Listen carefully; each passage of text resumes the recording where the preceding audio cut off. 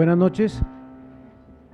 Les damos a todos la bienvenida en nombre de la Asociación Colombiana de Derecho de Seguros. En esta oportunidad vamos a hablar de temas un poco distintos que hacía tiempo no se tocaban en la asociación. Hoy tenemos como invitado al doctor Mauricio Carvajal, quien nos va a hablar sobre la responsabilidad del transportador marítimo, terrestre y aéreo y su relación con el seguro. El doctor Mauricio es abogado de la Universidad Javeriana, se especializó en Derecho de Seguros en la misma universidad y luego hizo una maestría en Derecho Marítimo en la Universidad de Southampton, en Inglaterra, y es profesor actualmente en esta materia en Bogotá. En el día de hoy nos acompañan conectados los capítulos de Pereira, Manizales y Cartagena, que espero que nos estén escuchando. El mensaje para ellos igualmente es darles una bienvenida y comentarles que si tienen alguna pregunta, la hagan por el chat, que estamos conectados también vía chat y por lo tanto pueden hacer las preguntas por esta vía. Adicionalmente, quiero invitarlos a la última tertulia del año, que tendrá lugar el 13 de diciembre, una conferencia del doctor César Núñez sobre la última circular de la Superintendencia Financiera en torno a las cláusulas abusivas en los contratos de seguro. Es un tema bien interesante y en esa oportunidad cambiaremos el menú, no habrá empanadas ni dedos de queso, sino habrá natilla y buñuelos, así que estarán todos muy bienvenidos. Con este preámbulo le damos las gracias al doctor Mauricio por la preparación de la conferencia y le damos el uso de la palabra. Bueno, muchísimas gracias, doctor Juan Manuel, por la invitación y a todos ustedes por asistir para que hablemos de este tema que a muchos que estamos metidos en el tema de transporte nos apasiona. Como ustedes pueden ver por el tema, digamos que es un tema bastante amplio. Hablar de responsabilidad del transportador y relación con el seguro de transporte, pues digamos que abarca tema casi que para varios días, pero lo que vamos a tratar de hacer acá es hacer como un compactito donde podamos ver los temas más importantes y sobre todo resaltar las especialidades que vamos a encontrar en el seguro de transporte. Probablemente todos los que hemos estado en el mercado de seguros, que hemos trabajado entre compañías aseguradoras en áreas de siniestros, en áreas jurídicas, hemos tenido constante relación con el seguro de transporte, pero en muchísimas ocasiones uno no se sienta a leerse las normas especiales que hay sobre el seguro de transporte. Y lo que vamos a intentar hacer acá es ver un poco ese marco legal para ver la especialidad que tiene la materia y a partir de esa especialidad pues poder ver la interacción que hay entre el contrato de transporte, el contrato de seguro y los efectos que de cara a un siniestro y una eventual indemnización podemos encontrar. Lo primero que vamos a hacer es hacer una diferenciación muy rápida entre el marco legal del transporte como actividad y después vamos a intentar a ver ya la regulación especial que hay para el transporte como contrato. Frente al transporte como actividad, vamos a encontrar que desde la Constitución Política, en el artículo 334, se encuentra la fuente de la naturaleza del transporte como servicio público. Tenemos la Ley 105 del 93 y la 336 del 96, que es lo que se conoce en el mercado como el Estatuto de Transporte, a partir de la cual se ve que el seguro de transporte para el Estado colombiano es un servicio público esencial. De esa clasificación de esencial podemos ver cosas como, por ejemplo, lo que pasó con la huelga de Avianca hace poco y podemos entender un poco esa razón por la cual se declaró que esa huelga era ilegal, pero también en estas normas vamos a encontrar los requisitos que tiene que tener un transportador para ser transportador.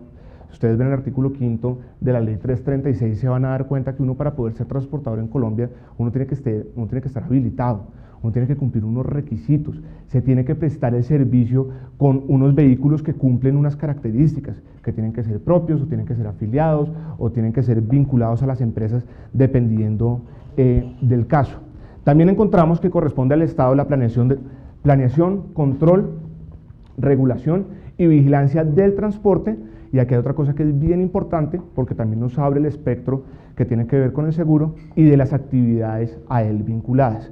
Entonces vamos a ver acá que no solo vamos a estar hablando del transporte como ese contrato donde se moviliza una persona o una cosa dependiendo de lo que tengamos, pero también vamos a estar viendo que el ámbito puede ser tan amplio como hablar de puertos, de terminales, de vías, de operadores portuarios, etcétera. Dentro de ese marco regulatorio que nos habla del transporte como actividad, vamos a encontrar un montononón de normas, que aquí se las estoy listando algunas de ellas, donde nos hablan de seguridad, muchas de ellas, de los equipos que se tienen que utilizar para la debida prestación del transporte como servicio, del mantenimiento que tienen que tener los vehículos y que tienen que tener la infraestructura que sirve para prestar el transporte, la calidad en la que se tiene que prestar el servicio, los seguros obligatorios, transporte colectivo, transporte de pasajeros, todo esto se los estoy poniendo aquí, no para llenarles esto de contenido, sino porque esto tiene una relación bien importante con una normita especial que tiene el seguro de transporte que vamos a ver más adelante. Y es la obligación implícita de legalidad que van a encontrar en el artículo 1721. Como también lo vamos a mencionar en un rato, el seguro de transporte dentro de sus múltiples particularidades, a diferencia del régimen general del contrato de seguro, tiene que ustedes van a encontrar que hay garantías implícitas. Yo no sé si ustedes se acuerdan que en el artículo 1061, pues una de las características que tienen las garantías es que la garantía tiene que estar incorporada dentro de la póliza con la manifestación inequívoca que se tiene que otorgar la garantía. En transporte vamos a encontrar una cantidad de garantías implícitas. Dentro de esas garantías está la garantía de legalidad. Esa garantía de legalidad hace referencia a la prestación del transporte que se está asegurando dentro de todo ese marco regulatorio. Adicionalmente, como ustedes lo habrán visto en algunas ocasiones, pues hay algunas aseguradoras que dentro de sus clausulados tienen la cláusula expresa que dicen que el transporte que se asegura es aquel que cumple con la reglamentación del transporte. ¿Qué es la reglamentación del transporte? Volvemos al tema, que se haya prestado con una empresa habilitada para prestar transporte, que se emitan los manifiestos de carga según lo establece la ley, que no pase lo que pasa en la mayoría, pues no en la mayoría de los casos, pero en muchísimos casos, que van donde el transportador de la playita, que es aquel que está en la plaza del pueblo y lo contratan. Esa garantía de legalidad busca que esa movilización se dé dentro de ese marco regulatorio que es obligatorio para la prestación del transporte. Y dentro de estas cosas, pues también vamos a encontrar garantías como la garantía de navegabilidad, que también es una garantía implícita en el seguro de transporte, haciendo la claridad, por supuesto, que existe presunción sobre el buen estado de los vehículos en los que se realiza la actividad de transporte, siempre y cuando se tenga el certificado de seguridad, revisión técnico-mecánica o el certificado de navegabilidad aeronáutico. Si digamos eso se tiene, esa garantía implícita que tiene que estar dentro de ese marco regulatorio, pues se va a presumir. Listo. Eso era todo lo que les quería decir del marco regulatorio del transporte como actividad. Ahora vamos a entrar al transporte como contrato. Y hay una cosa que hay que señalar, yo sé que puede sonar obvia, pero nunca me cansaré de señalarla. Vamos a encontrar que hay varios modos de transporte, ¿no es cierto? Aquí los más usuales. Esto puede variar, por ejemplo, con los desarrollos de la tecnología, con viajes a sitios donde nunca se ha viajado, pero digamos que estos son los normalitos, los que uno encuentra de manera más frecuente.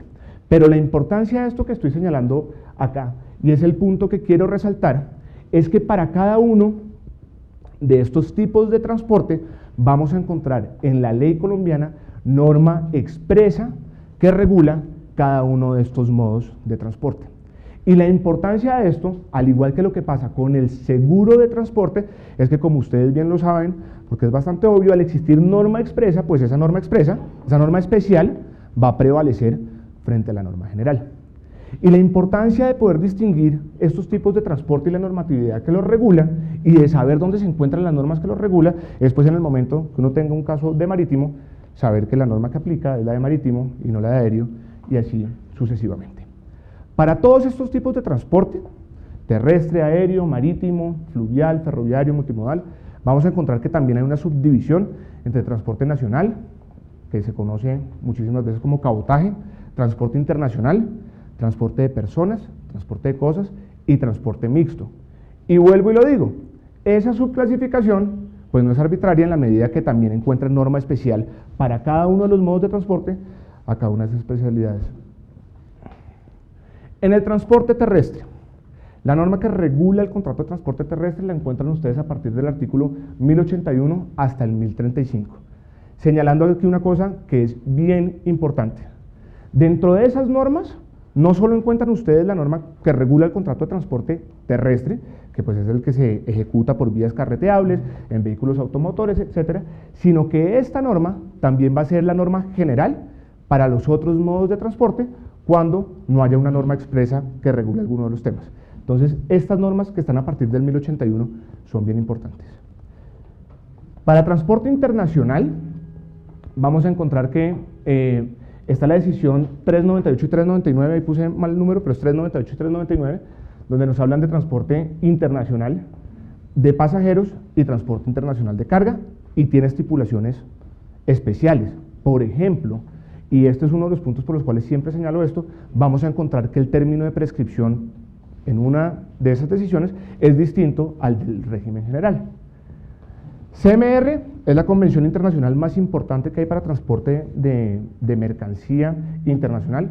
Colombia no hace parte de la convención, pero es una convención que me gusta mencionar porque cuando uno lee en los libros, a uno le dicen que casi esto va desde la República de Irlanda hasta la China, porque es la convención que adoptó la Comunidad Europea, también hace parte de la convención en Rusia, y digamos que pues, hay un montón de países del hemisferio norte que hacen parte de esa convención.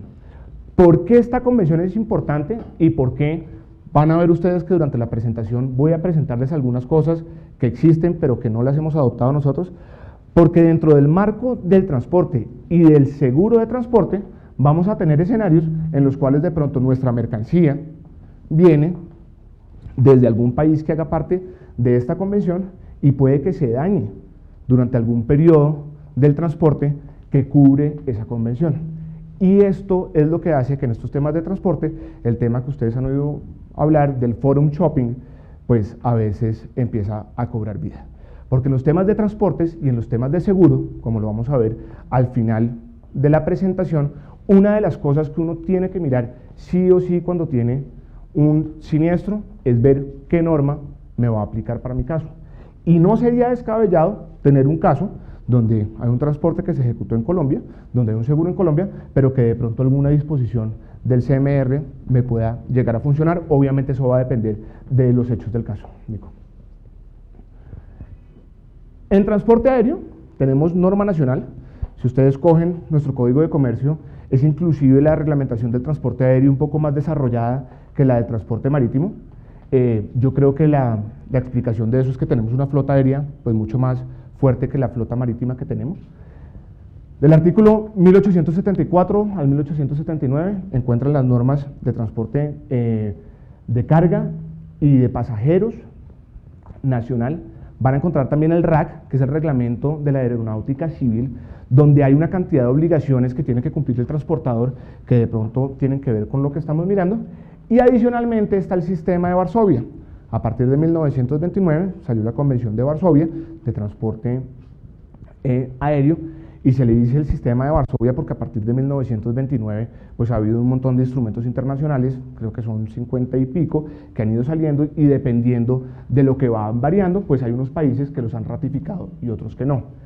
Colombia ha hecho parte del convenio de Varsovia del 29, del protocolo de La Haya, del convenio de Guadalajara, los protocolos de Montreal y el último, que es pues el más importante para la aplicación del transporte en nuestro sistema legal, va a ser el convenio de Montreal de 1999. Esto aquí, qué vergüenza con ustedes, está mal, que fue, esta información aquí está mal, ¿sí? porque es Montreal 1999. Montreal 1999, ¿listo? Que es la convención que nos va a aplicar para el transporte internacional aéreo. Después seguimos con el transporte marítimo, donde vamos a encontrar que el título de la navegación del Código de Comercio nos habla no solo de la gente de mar, sino también del transporte, del contrato de fletamento, del transporte de mercancías bajo conocimiento de embarque, transporte de pasajeros, pero aquí a diferencia de lo que vimos en el transporte aéreo, Colombia no hace parte de ninguna convención internacional de transporte marítimo. Hay tres convenciones que son las importantes, que son la Convención de Bruselas del 24, el Protocolo de Bruselas del 69 y del 79, la de Bruselas es la que se conoce como la Haya, el protocolo es lo que se conoce como Haya-Visby, y la Convención de las Naciones Unidas sobre el Transporte Marítimo del 78, que es lo que se conoce como Hamburgo. Hace no muchos años, pues se hizo un intento nuevo, que fue el de las reglas de Rotterdam de 2008, donde intentaron hacer un poco más amplio ese espectro de responsabilidad del transportador y poder igualar algunas cargas que pues fueron las que hicieron que estas convenciones existieran o no existieran, pero como lo pueden ver aquí, pues Rotterdam todavía no existe porque solo la ha firmado Camerún, Congo, España y Togo. Cuando la firmen 20 países, en ese momento va a entrar. En cuanto a transporte marítimo internacional de pasajeros, está la Convención de Atenas. ¿Listo? ¿Qué pasa con esto? Con esto ustedes van a encontrar que, como ya les dije, Colombia no hace parte de ninguno de estos instrumentos internacionales, pero si ustedes revisan la legislación colombiana respecto al transporte marítimo de carga, van a encontrar que muchísimas de las disposiciones son casi copiadas de Bruselas, o sea, de la Haya, y del Protocolo de Bruselas, es decir, de la Haya-Visby. ¿Qué problema hay con eso? Que pues los que han tenido la oportunidad de revisar estas convenciones, pues saben que estas convenciones tienen casi que una lógica de interpretación y de aplicación que, en mi parecer por lo menos, no pasaron al Código de Comercio. Y lo otro que les quería mencionar es que, si bien, como les dije, copiamos algunas de esas disposiciones, estas convenciones tienen cierta importancia porque en los documentos de transporte marítimo, en los conocimientos de embarque, en el reverso donde ustedes encuentran los clausulados, es común que encuentren una cláusula que se llama la cláusula Paramount, donde se escoge la ley y la jurisdicción que le va a aplicar al contrato. Y puede estarse ante el escenario que vía cláusula Paramount, vía convencional, se incluya en parte el contenido de alguna de estas convenciones al contrato que nosotros vamos a tener. ¿Por qué digo en parte? Digo en parte, pues porque ese acuerdo convencional solo podría aplicar para las partes del convenio que no sean contrarios a normas imperativas o normas de orden público colombiano, como lo puede ser el término de prescripción. El término de prescripción en estos convenios es de 1 año, mientras que el término de prescripción que vamos a tener para el transporte en Colombia, como lo vamos a ver en un ratico, son 2 años. Entonces, digamos, eso no entraría. Temas de limitaciones de responsabilidad, de pronto entra, de pronto no entra, entonces tocaría empezar a analizar el tema desde ese aspecto. Transporte fluvial, vamos a encontrar en el Código de Comercio algunos artículos que nos hablan de transporte fluvial, en realidad no dicen mayor cosa, nos dice que el transporte fluvial, que es el que se da en los ríos, ¿no es cierto?, también nos va a incluir la navegación en lagos o canales. Hay países donde la navegación en lagos es bastante importante, pues porque tienen lagos muy grandes. Aquí, pues en Colombia no es tan así. Nos indica que las embarcaciones que aplican para la navegación fluvial no van a poder ser utilizadas para el transporte marítimo. Y finalmente vamos a encontrar un Código Nacional de Navegación y Actividades Portuarias Fluviales, que es la Ley 1242 del 2008, que en el artículo 28 nos remite a las normas del transporte marítimo para regular el transporte fluvial. Sí.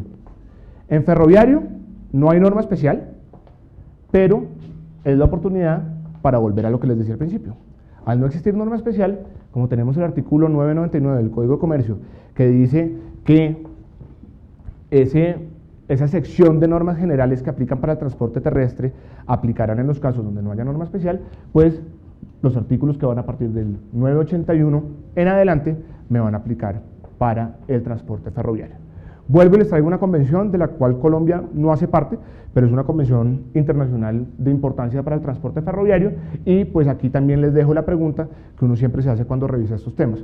No somos parte de estas convenciones importantes, no hacemos parte de esta idea que tienen las convenciones, y es que en el transporte internacional haya más o menos cierta unificación en el entender de qué me va a aplicar a mí cuando voy a cada puerto, pero en el artículo 7º del Código de Comercio nos permiten utilizar los tratados no ratificados y la costumbre internacional pues como un criterio de interpretación para los contratos. Transporte multimodal, tenemos regulación de transporte multimodal nacional y transporte multimodal internacional, que lo van a encontrar en las decisiones 331 y 393 de la Comunidad Andina de Naciones. Adicionalmente a las características especiales que tiene el transporte multimodal, siempre hago muchísimo énfasis en esto, porque en la 331 ustedes van a encontrar un articulito donde nos hablan de una prescripción de 9 meses. Entonces, es ese tipo de especialidad a la que me gusta llamar la atención, porque cuando de pronto trabajamos con compañías o estamos asesorando compañías, pues a veces no estamos tan conscientes que mientras estamos revisando el caso, pues por una norma especial de estas el caso puede estar bien cerquita de prescribir, y ese es el tipo de cosas que como asesores tenemos que tener muy pendientes. Esto lo puse solo por ponerlo y para llamar la atención de lo que les decía al principio. La reglamentación especial va variando en la medida que van saliendo tipos especiales de transporte. Yo no sé si en un futuro cercano vaya a haber regulación especial para el transporte marítimo en embarcaciones no tripuladas, que eso es algo que ya está pasando, o transporte en drones, no sé, entraría por marítimo o por aéreo, no sé, pero por ejemplo en el decreto 1072 del 2004 tenemos la norma que nos regula el transporte por cable.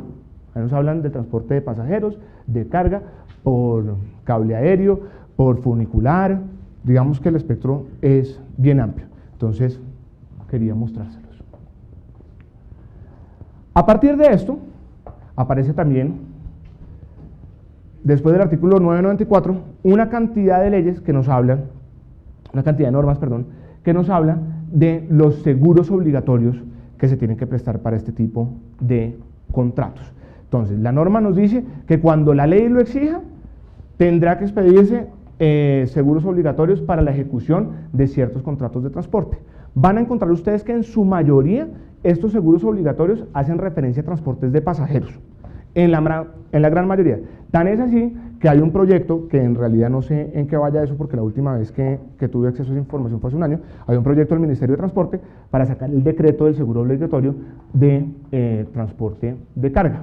Pero adicionalmente a lo que ven ustedes acá, que es transporte de carretera, taxis, transporte especial, transporte intermunicipal, van a encontrar que también hay seguros especiales para el transporte de mercancías peligrosas y para transporte de hidrocarburos. Sigamos, Nico. Ahora sí, el seguro de transporte. En el seguro de transporte, si bien lo vimos por el marco regulatorio, puede ser bastante amplio.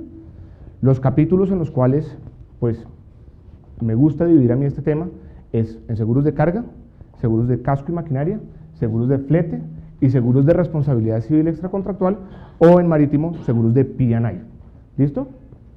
Para el seguro de transporte vamos a encontrar también que hay normas especiales. Y qué vergüenza con ustedes seguir repitiendo esto, pero pues esto tiene un caminito que hay que seguir. Van a encontrar ustedes a partir del artículo 1117 la regulación del seguro de transporte. ¿Listo? Dentro del capítulo que nos habla del contrato de seguro, a partir del 1117 nos empiezan a hablar del seguro de transporte. Hay algunas normas especiales que me aplican para el seguro de transporte en esa sección, pero en el artículo 1126 me remiten al seguro marítimo para revisar todo lo que no esté regulado en esa primera sección. Y adicionalmente, el 1765 me dice, y lo que no esté regulado acá, se va a regular por el régimen general del contrato de seguro. Algo muy parecido pasa con el seguro aéreo.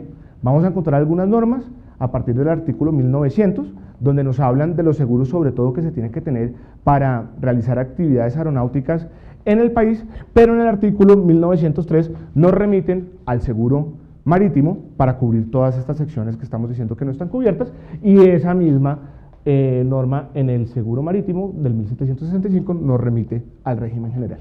Entonces, pues más o menos estos son los pasos que vamos a tener que mirar si tenemos un caso de transporte donde haya un seguro de transporte para, vuelvo y lo digo, aplicar la norma que se le tiene que aplicar y no aplicar una norma que, por ejemplo, no sirva para este tipo de seguro. Frente al contrato de transporte, el contrato de transporte ustedes lo van a encontrar en dos normas. El artículo 2070 del Código Civil, donde el transporte se trata como una subespecie del arrendamiento de servicios. Si ustedes leen la definición, es una definición muy parecida a la que tenemos en el Código de Comercio, solo que el lenguaje pues, es un poco más arcaico. Aquí me hablan de acarreador, me hablan de una cantidad de cosas que en el otro lado no vamos a encontrar. Y en el 981 del Código de Comercio, que es en el que nos vamos a centrar, vamos a encontrar la definición de contrato de transporte que tiene el Código de Comercio. Ahí nos van a hablar de quiénes son las partes, que es importante porque, como les digo, no cualquier persona puede celebrar un contrato de transporte en la medida que el transportador tiene que estar habilitado. Nos hablan del remitente, nos hablan del destinatario cuando el destinatario entra al contrato, nos hablan de la obligación de conducción, que es el corazón del contrato de transporte, es el objeto del contrato de transporte, movilizar de un lugar a otro una persona o una cosa. Nos hablan del flete, del precio del contrato, que como lo vamos a ver en un rato, pues no es un elemento de la esencia, pero sí nos va a hacer la diferencia respecto a qué régimen de responsabilidad nos van a llevar, del modo en el que se va a ejecutar el transporte, lo que acabamos de ver, si va a ser terrestre, aéreo, marítimo, como sea, de la ruta, del plazo y de la obligación de entregar, que es una obligación pues bastante importante. En el artículo 20, en el numeral 11, van a encontrar ustedes que las empresas de transportes de personas y de cosas a título oneroso se van a calificar como actividades mercantiles, y vamos a ver también que el transporte gratuito, como les decía hace un rato, no es un elemento de la esencia del contrato, y el hecho que un transporte sea gratuito o no, en principio no me va a llevar a mí a que me aplique una norma distinta a la del Código de Comercio. Digo en principio porque si ustedes revisan el artículo 995, dice que el transporte benévolo o transporte gratuito, salvo que sea accesorio a otro acto de comercio, se regirá por norma distinta a la del Código de Comercio. Entonces vamos a encontrar también, dentro de todo este enredo de cosas que les estoy diciendo, que ese seguro de transporte que yo tengo, pues de pronto puede tener un tratamiento distinto dependiendo de si es un transporte gratuito o si es un transporte remunerado. En sentencia del 3 de diciembre de 2001, expediente 6747, Sala de Casación Civil, se hace la diferencia del régimen de responsabilidad respecto de si vamos a tener un transporte benévolo y uno remunerado, diciendo que en el remunerado va a aplicar el régimen de las actividades peligrosas, donde la responsabilidad, y esto lo pongo pues a disposición de ustedes porque en la doctrina hay una discusión que casi que se corta en la cabeza que si es responsabilidad objetiva o mixta o subjetiva, pero pues la sentencia dice que es responsabilidad objetiva y yo estoy de acuerdo, y donde la culpa es presunta. Y para el transporte benévolo nos dice que se rige por el régimen de las actividades no peligrosas donde la culpa es probada. Vamos a ver que la barra para la responsabilidad del transportador, si es remunerado, pues es más alta que si no es remunerado. Y si no es remunerado y no es accesorio a un acto de comercio, esto nos va a llevar a que se rija por las normas del Código Civil.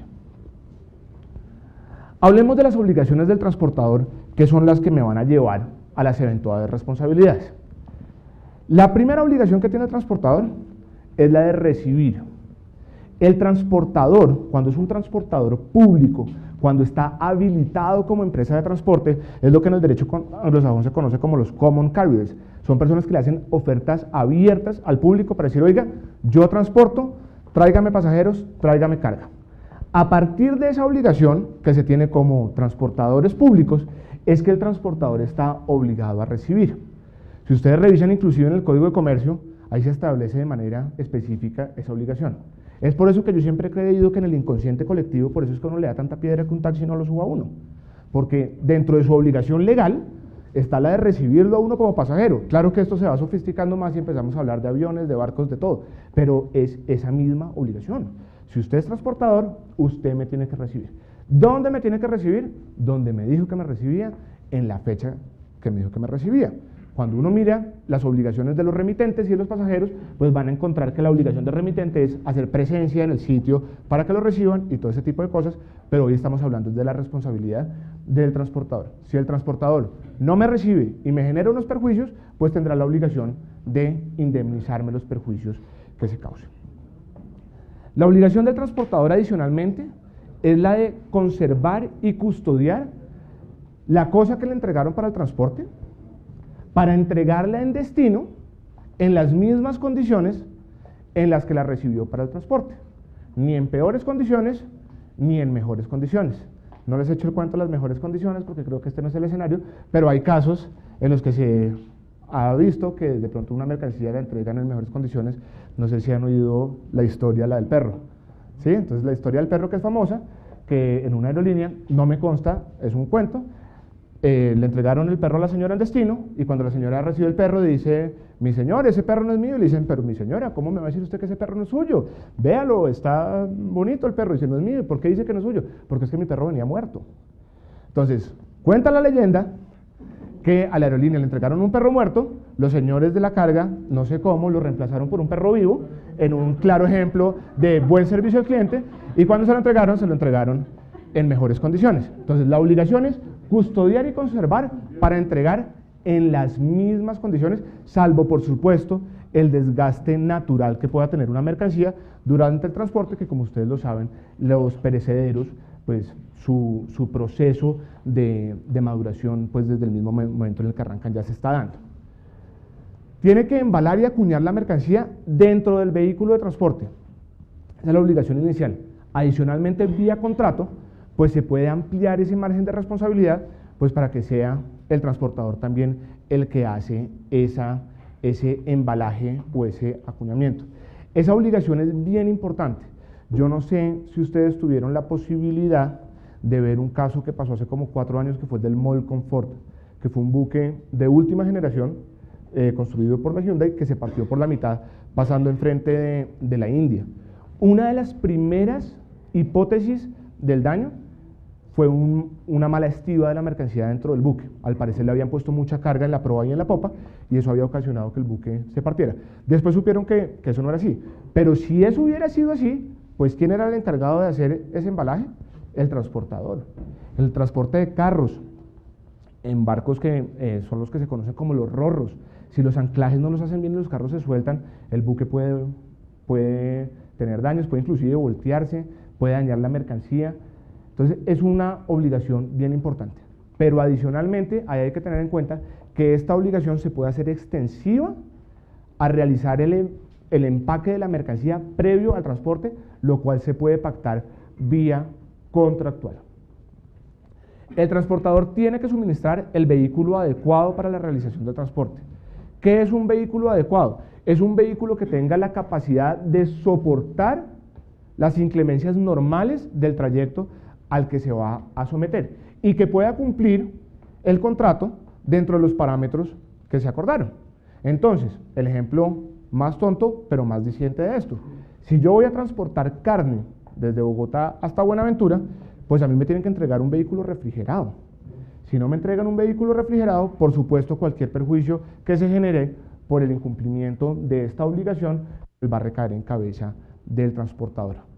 Dentro de esta obligación van a encontrar ustedes también esa garantía implícita de la que vamos a hablar un rato, de navegabilidad, que me aplica para el contrato de transporte, y básicamente lo que dice es lo que les acabo de mencionar, que el transportador tiene que entregar un vehículo que sea apto para realizar el transporte para el cual lo contrataron. Tiene que cumplir las rutas y los tiempos. La desviación no solo genera efectos para el contrato de transporte, sino también genera efectos para el contrato de seguro. Vamos a ver en un rato que la desviación puede generar la terminación del contrato de seguro. Entonces, a la hora de tomar una decisión frente a una desviación o no, tendremos que pensar también de los efectos frente a la asegurabilidad de las cosas que estoy asegurando. Tiene que emitir documentos. Dentro de esos documentos puede estar la carta de porte o el conocimiento de embarque, que menciono esos dos, pues está la guía aérea, está la remesa de carga, hay un montón de otros documentos, pero esos dos son de vital importancia porque es en esos documentos donde se pueden cumplir las 3 características que un documento de transporte puede tener. Ahí podemos tener un documento que puede ser prueba del contrato de transporte, puede tener las condiciones que se pactaron, donde puedo tener prueba del recibo de la mercancía, hay evidencia en qué condiciones el transportador recibió la mercancía para movilizarla, y puede ser título representativo de mercadería o título valor representativo de mercadería. Hago la diferencia porque pues ustedes lo saben, la norma que me habla de los títulos valores me establece unas características que si no la tiene el documento no es título valor. Entonces puede ser título valor representativo de mercadería o puede ser título representativo de mercadería. Esa característica que la puede tener, no siempre la tiene, la puede tener, es muy importante porque a partir de esa característica la mercancía que se transporta y la mercancía que está asegurada puede llegar a ser negociable. El transportador tiene que avisar, esto aplica para transporte de carga, ¿cuándo va a llegar? Pues para que el destinatario esté preparado a recibir, y tiene que entregar en el sitio en el que se acordó. Si no se acordó un sitio específico, pues la entrega será entonces en las bodegas del transportador o de los agentes del transportador, y si por algún motivo no se puede entregar ahí, pues con suficiente tiempo el transportador tendrá que indicarle al destinatario para que pueda recibir. Finalmente, tendrá que indemnizar las pérdidas según las formulitas que vamos a ver más adelante. Dentro de la responsabilidad del transportador, vamos a hablar del tipo de responsabilidad, de la clase de la obligación, qué tipo de obligación tiene el transportador, del periodo de responsabilidad, causales de exoneración de responsabilidad y de las cláusulas de limitación de responsabilidad, que son los temas que más o menos la jurisprudencia ha desarrollado de manera amplia. Respecto al tipo de responsabilidad, estamos en una responsabilidad contractual, donde tenemos una obligación de resultado, donde no se transfiere ni la propiedad ni la posesión de la cosa y pues ni, por supuesto, ni de las personas que se están transportando. Lo que se le transfiere al transportador es la tenencia y la custodia para poderla llevar a destino y entregarla en las mismas condiciones en las que se recibió. Vamos a estar dentro del marco de la teoría del riesgo profesional, donde la culpa es presunta, pero donde la culpa o la responsabilidad del transportador no va a ser absoluta. Ustedes van a encontrar en el artículo 992 que el transportador puede exonerarse de responsabilidad demostrando causa extraña, demostrando vicio propio de la cosa o demostrando deficiencias del embalaje, por supuesto si el embalaje no lo realizó él. Y adicionalmente, pues que eso lo vamos a discutir en un rato, se exige que además de demostrar la causa extraña, demuestre que fue diligente. Pues eso es un tema que ya se ha discutido en las Cortes. Las causales de exoneración de responsabilidad son taxativas. Van a encontrar ustedes que para el régimen general tenemos la del 992, si quieres sigamos, Nico. Pero para otros regímenes como el marítimo o el aéreo tenemos causales taxativas de exoneración de responsabilidad. Dentro de las sentencias que quiero mencionarles que tratan el tema de la responsabilidad del transportador, tenemos esta de la Sala de Casación Civil de la Corte Suprema de Justicia del 1 de junio del 2005, donde resaltan que la obligación del transportador es una obligación de resultado, donde nos dicen que no basta con actuar diligentemente, y pues me voy a adelantar un poquito. La discusión que hay aquí es si es redundante hablar de diligencia, porque si estoy hablando de causa extraña, pues si yo no actué de manera diligente, pues la causa deja de ser extraña. Entonces siempre ha habido esa discusión, y es esa discusión la que lleva a que alguna gente diga que esto no es una responsabilidad objetiva, sino que es una responsabilidad mixta, o algunos que digan que es una responsabilidad subjetiva. Se exonera demostrando causa extraña. La causa extraña tiene que romper el nexo de causalidad, y pues obviamente para que exista la causa extraña tiene el transportador que demostrar que adoptó todas las medidas razonables para evitar el daño o su agravación. Sigamos, Nico. En la siguiente sentencia, pues hacen un análisis bastante parecido a lo que les menciono, y en esta es donde nos hablan de esa redundancia, de ese requisito de demostrar la diligencia, porque en esta sentencia hacen un desarrollo bastante amplio de la necesidad de que el factor que da la causa extraña sea exógeno al transportador, y al transportador como profesional dentro del transporte. Como lo vamos a ver en un momentico, Hay algunas cosas que una persona del común podría hacer y se podría entender como un actuar diligente, pero que un transportador dentro de la industria del transporte, pues no va a ser catalogado de la misma manera. El transportador no solo está obligado, no solo asume el resultado, sino que lo tiene que garantizar. Este es, digamos que uno de los puntos más fuertes de la responsabilidad del transportador. Eso se trató en sentencia del 21 de mayo del 68. El punto es que el transportador no tiene que hacer todo para cumplir su resultado, lo tiene que garantizar. Y solo un factor externo que esté catalogado dentro de las causas que acabamos de mencionar como causa extraña, dará lugar para que él se pueda exonerar de responsabilidad. Y como les estaba mencionando ahorita, debe hacer todo lo que sea idóneo y necesario según la profesión para garantizar el resultado. También hay pronunciamiento jurisprudencial al respecto. Y en esta misma sentencia nos hablan que el transportador asume todos los riesgos y las responsabilidades por daños potenciales, como lo son la pérdida total, la pérdida parcial, la avería o el retardo. Entonces, con esto vamos a ver que el nivel de responsabilidad con el que responde el transportador es muy fuerte y eso va a tener una implicación en los seguros de transporte y sobre todo a la hora de intentar subrogaciones después de haber pagado una indemnización. El periodo de responsabilidad, el transportador es responsable desde que se hace cargo de la mercancía hasta el momento en que la entrega en destino. En transporte de pasajeros, hablan de los momentos de embarque y desembarque, pero también hacen extensiva en el artículo 1003, hacen extensivo ese periodo de responsabilidad a los momentos en los que el pasajero se encuentra bajo la custodia, si se puede decir, del transportador, como lo puede ser en algunos casos en algunas salas de espera o en buses que lo transportan a uno dentro de las terminales, etc. La responsabilidad termina cuando se entrega en destino para transporte de carga, en el lugar en el que se acordó, bajo las condiciones que se acordó, y en el de pasajeros cuando se haya concluido el viaje. Y como lo habíamos mencionado anteriormente, en el tema de carga, el transportador está obligado a dar aviso del arribo para que se reciba la mercancía. Sigamos. No, mentiras, qué pena. Frente a la obligación de entregar en las mismas características en las que recibió para el viaje, hay una norma que es importante en el transporte de carga y que tiene mucha importancia para el seguro de transporte, que es el artículo 1027.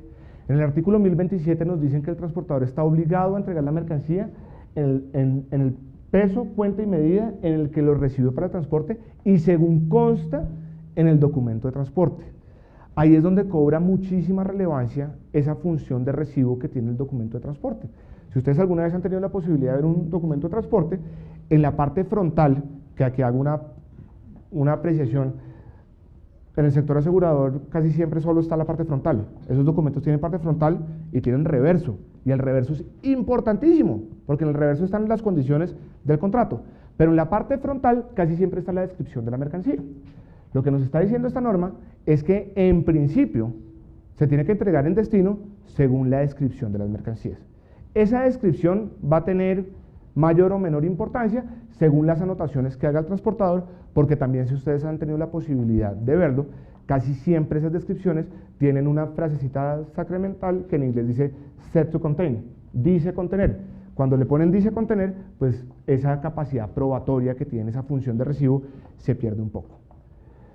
Respecto a las unidades de carga, desde que inició el transporte en contenedores, pues tiene mucho sentido que si el transportador no tuvo la posibilidad de verificar el contenido de esa caja, de la mercancía, de la paleta, de lo que fuera, pues solo estará obligado a responder por las condiciones externas de lo que se va a conocer como una unidad de carga.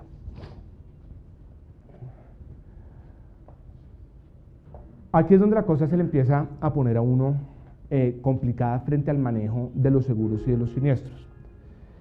En el transporte de mercancías, entregada la mercancía sin observaciones, se presume el cumplimiento del contrato por parte del transportador. Es decir, si yo recibo la mercancía y yo no le digo nada al transportador, se va a entender que el transportador cumplió el contrato. Pues eso es lo que quiere decir esta presunción. Entonces, ¿qué me dice la norma? La norma me dice, oiga, si usted no quiere que esto pase, en el momento de la entrega, usted tiene que hacer las observaciones o la protesta a la que haya lugar para señalarle al transportador que la mercancía no llegó en las condiciones en las que usted las entregó en origen, es decir, que llegó con pérdidas, con daños, con averías. ¿Listo? Si en el momento de entrega no se puede hacer esa protesta, no se le puede señalar al transportador que la mercancía no viene bien, tocará entonces recibir la mercancía de manera condicionada, indicando que en un periodo de no más de 3 días se va a hacer la revisión correspondiente en compañía del transportador para ver en qué condiciones se recibió la mercancía. Ahora la pregunta es, ¿cuál es el efecto de esto? Entonces, si yo recibo una mercancía y no hago protesta en el acto de entrega, se presume que se cumplió el contrato, se presume que recibí bien. ¿Pierdo la acción en contra del transportador? No, no la voy a perder. Lo que va a haber es una inversión de la carga de la prueba. Inversión de la carga de la prueba que si uno está desde el lado de la carga o del seguro de carga, es una inversión bastante complicada, porque entonces voy a tener que ser yo el que le voy a tener que demostrar al transportador que durante el periodo que él estuvo a cargo de la mercancía, él la dañó. Eso es más o menos la prueba que hay en la responsabilidad médica cuando yo estoy bajo el efecto de la cirugía y me toca demostrar que hicieron algo mal. Pues yo no estuve ahí, no tengo cómo probarlo. Pero las malas noticias frente a esto, y pues me imagino que no son noticias nuevas para ninguno, es que en el 99.9% de los casos, pues salvo que sea algo evidente que la mercancía esté destrozada, es muy difícil encontrar que se haga protesta en el momento de entrega o que se haga una recepción condicionada. Lo que suele ocurrir es que la gente retira la caja, se la lleva para su bodega y a la semana, 2 semanas, inclusive 1 mes, 2 meses, la abren y dicen, miércoles, esto llegó dañado. Y ahí sí vamos a reclamarle al transportador. Pues esa reclamación frente al transportador va a ser una reclamación mucho más complicada porque vamos a partir de la presunción que él cumplió el contrato. Esto tiene una excepción.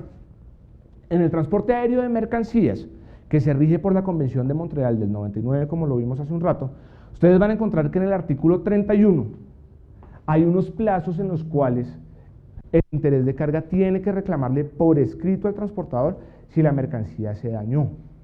Si no lo hace dentro de esos términos, pierde ahí sí el derecho a reclamar. Entonces, como decía algún profesor que yo alguna vez tuve, esto es un arma de 2 llaves. Si estoy en el ámbito del transporte aéreo internacional y la mercancía se daña, la primera llave es que tengo que reclamar dentro de los términos que me dice el artículo 31, que son 7 días, 14 días y 21 días, dependiendo de si es avería, pérdida o retraso.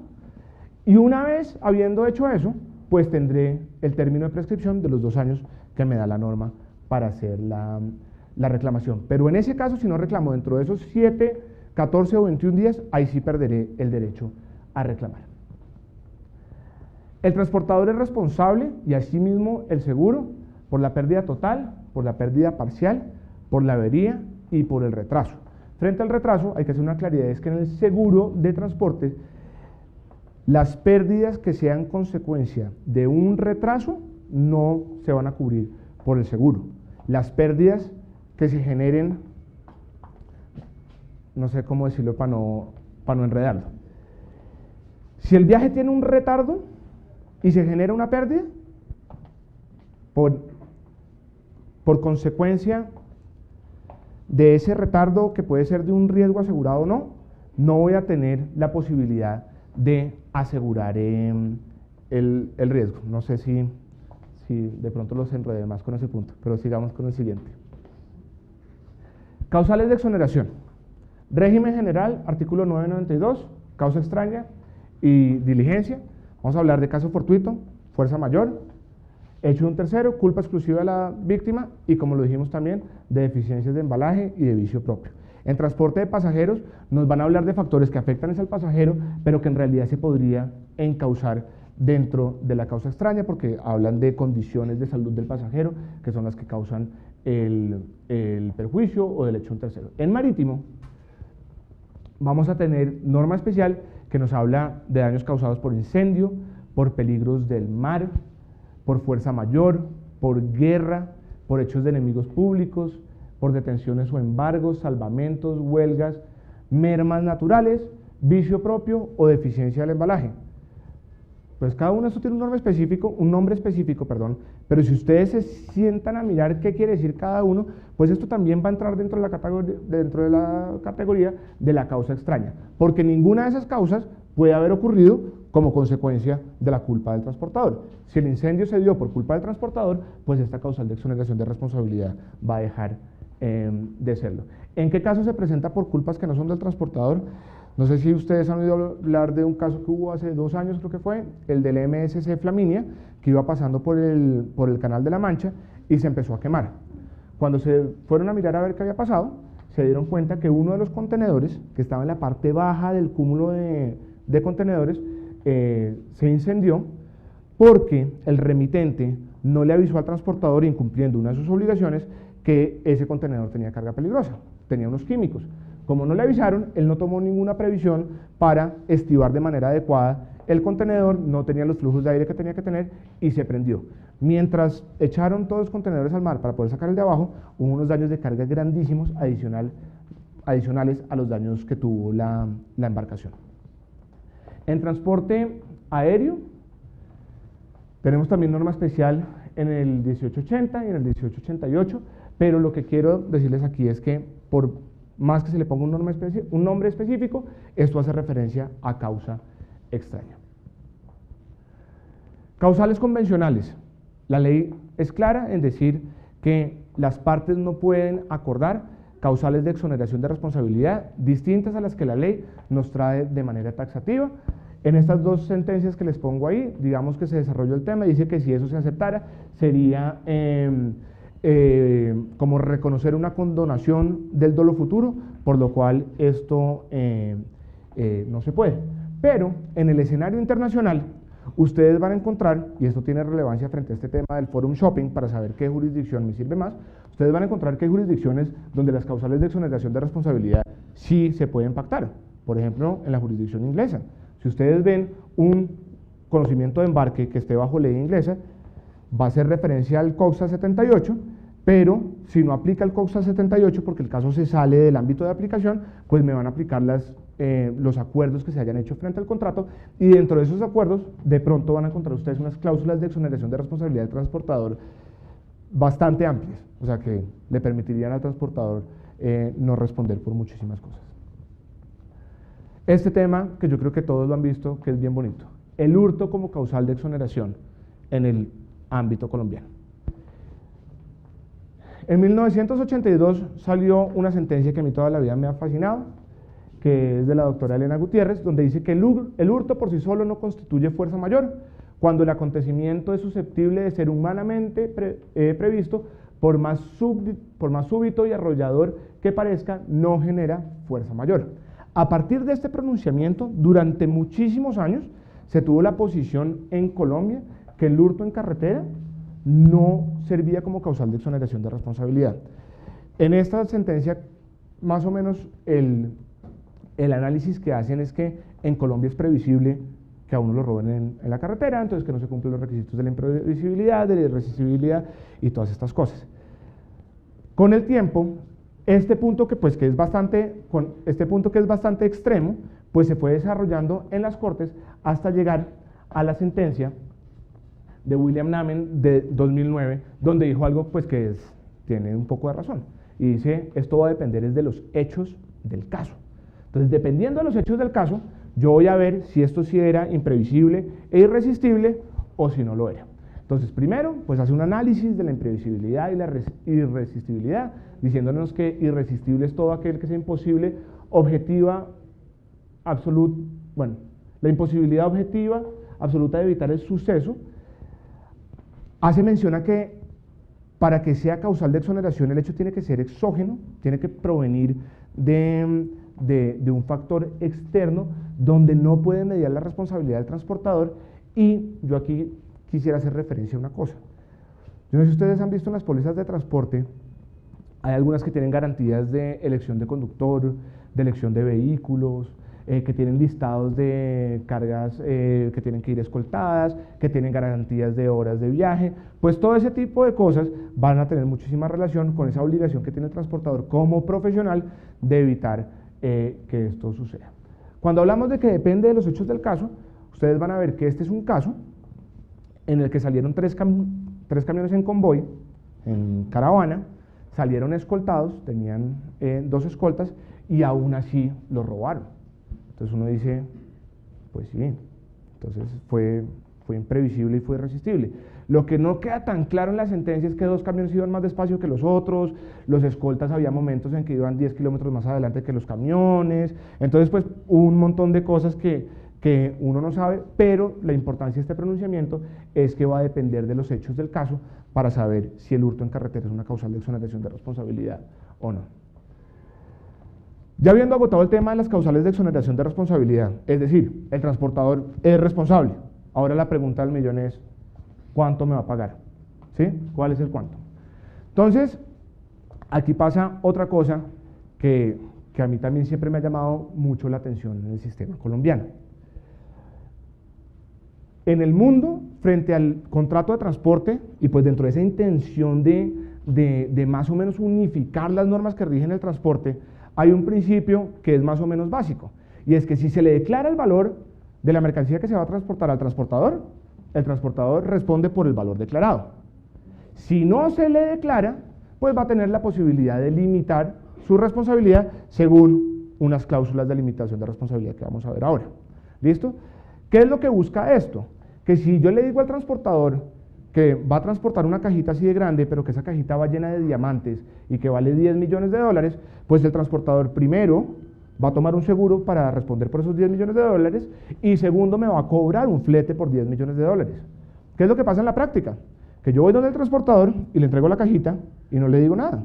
Y pues transportar esa cajita costará 100.000 pesos y yo le pago los 100.000 pesos. Y ahí es donde la cosa se complica. Porque en el ámbito internacional, y aquí para algunos modos de transporte me va a aplicar así, como yo no le declaré el valor de la mercancía, el transportador solo me va a responder por peso y por medida, que tiene toda la lógica del mundo. Ahora sí, entramos a terrenos turbulentos. El artículo 1031 se inventó una fórmula que si alguien la ha visto en otro sitio, pues me gustaría que me la diga, pero yo creo que es propia de nosotros los colombianos. El artículo 1031 dice, ojo, si a usted le declaran el valor de la mercancía, en principio, usted responde por el valor de la mercancía, pero las partes pueden limitar la responsabilidad a un 75% mínimo como daño emergente y un 25% del lucro cesante. Eso es una posibilidad que se le da a las partes del contrato de transporte cuando hay declaración. Cuando lo que les quiero decir es que en el régimen normal, si se declara, respondes por valor declarado. Punto. Pero lo más loco de esto es que dice, si no me declara el valor, me responde sobre el 80%. Entonces el transportador que por esa cajita me cobró a mí 100.000 pesos, pues el día que la pierda me va a tener que pagar el 80% de no me acuerdo cuántos millones de dólares les dije que costaba, de 10 millones de dólares.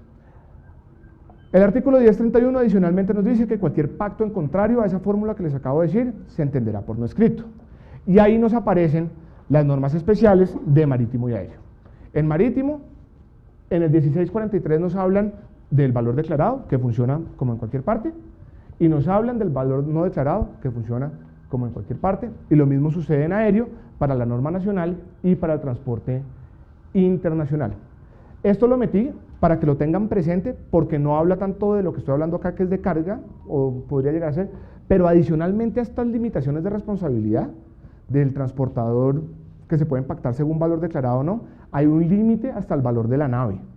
El transportador no va a responder nunca, pues por lo menos en marítimo y en aéreo, por valor mayor al de la nave según el artículo 481. Y pues adicionalmente hay normas de limitación de responsabilidad según el tonelaje y todas esas cosas que ustedes de pronto han oído hablar. En Colombia, cuando yo arranqué con esto, siempre había una discusión. Foro al que no lo invitaban, estaba la discusión de qué aplica, el 1031 o el 1644.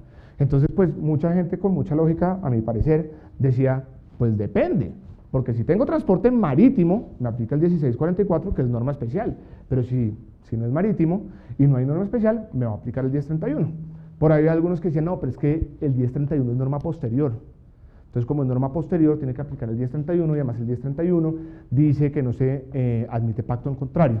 Esto del pacto contrario se los digo porque el 1644, si ustedes lo leen, deja abierta la posibilidad que las partes pacten los límites de la responsabilidad, no da un valor, y de ahí es en realidad de donde se desprendía la discusión.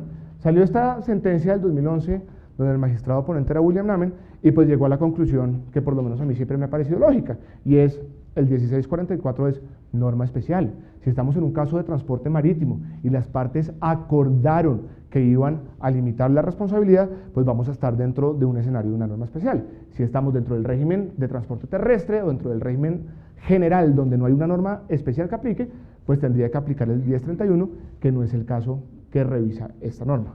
Se hacen la pregunta entonces de, bueno, entonces pueden acordar los límites de responsabilidad, pero ¿hasta qué montos? Porque el problema es que la ley no me dice qué montos. Y la sentencia dice, ese límite lo que no puede ser es irrisorio. Entonces, ¿qué no es irrisorio?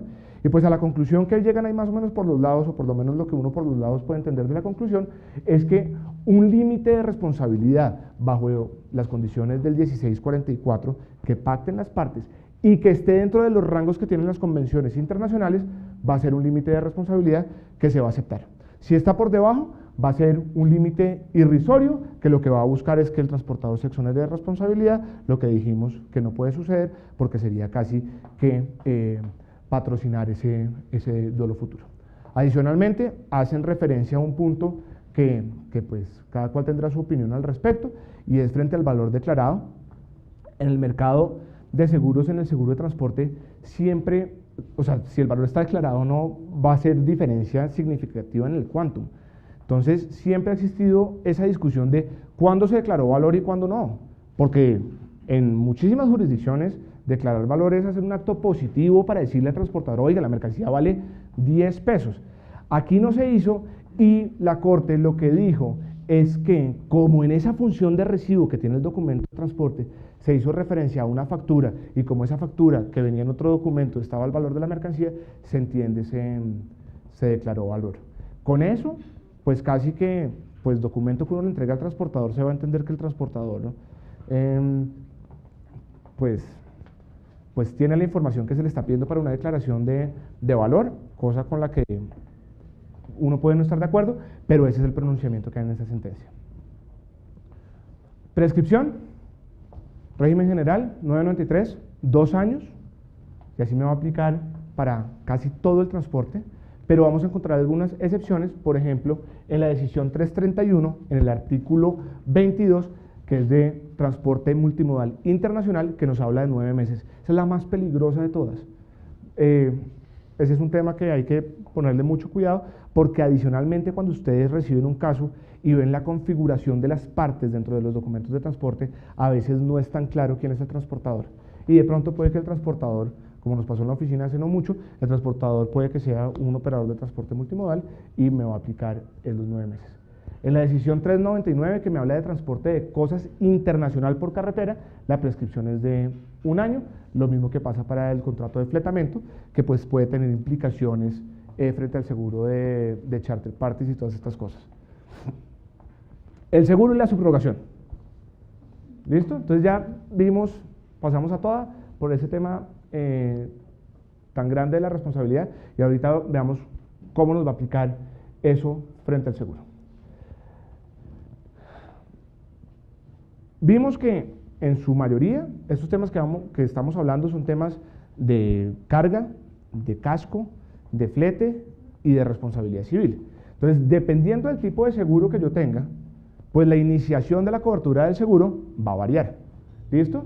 En un seguro de carga, el seguro de transporte empieza a tener cobertura, su cobertura inicia desde el momento en el que el transportador recibió o ha debido recibir la carga objeto del seguro, y concluye con la entrega en el destino.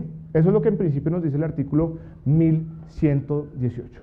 Pero adicionalmente, el 1118 nos da la posibilidad de extender la cobertura a los periodos de permanencia que puede tener la mercancía, digamos en terminales y en aeropuertos, en bodegas, una cantidad de cosas.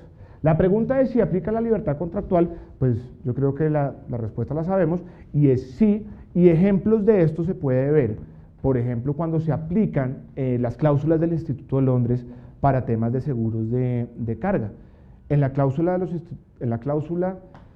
en las cláusulas del Instituto de Londres, el periodo de responsabilidad es lo que se conoce shelf to shelf, de estantería a estantería. Es un poco más amplio que esto.